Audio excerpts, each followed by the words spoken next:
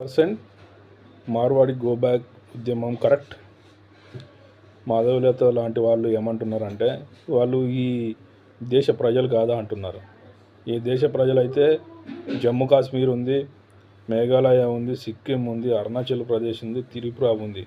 అలాంటి ప్రదేశాలకు పోయి బ్రతకొచ్చు కదా వాళ్ళు. ఇక్కడ తెలంగాణలోనే ఎందుకు బ్రతకాలి?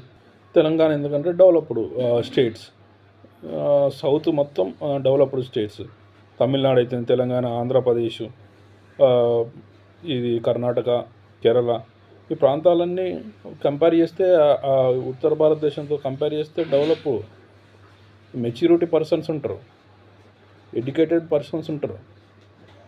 వాళ్ళు అక్కడ ఉత్తర భారతదేశం నుంచి వచ్చి ఇక్కడ వాళ్ళ ఆధిపత్యం ఏంది?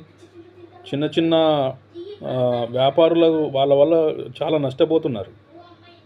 వాళ్ళైనా పెద్ద పెద్ద ఇండస్ట్రీలు పెట్టి ఏమన్నా వేల మందికి ఉపాధి కల్పిస్తున్నారా? వాళ్ళు ఏమన్నా చిన్న చిన్న వ్యాపారాలు పెట్టి వ్యాపారాలు చేసి మాలాంటి మామూలుగా మధ్యతరగతి వ్యాపారులకు ఇబ్బందులు కలిగిస్తున్నారు.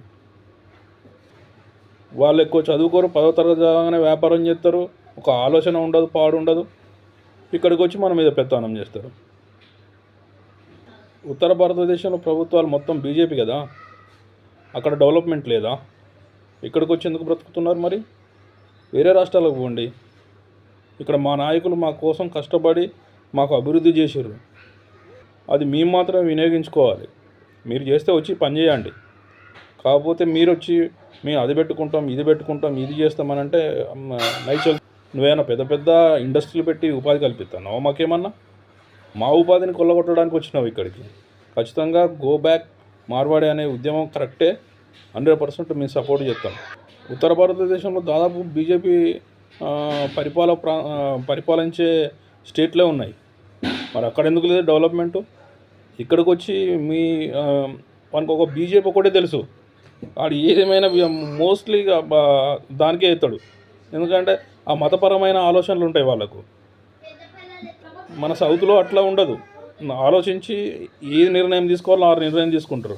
వాళ్ళది అట్లా కాదు, కోరితే ఒక్కటే కొట్టుడు. అందుకని బీజేపీలు సపోర్ట్ చేస్తున్నారు, మాధవలత లాంటి వాళ్ళు సపోర్ట్ చేస్తున్నారు. కాబట్టి 100% వాళ్ళు గో బ్యాక్ మార్వాడి అనే ఉద్యమం కరెక్టే, 100% మేము సపోర్ట్ చేస్తాం ఆ ఉద్యమానికి.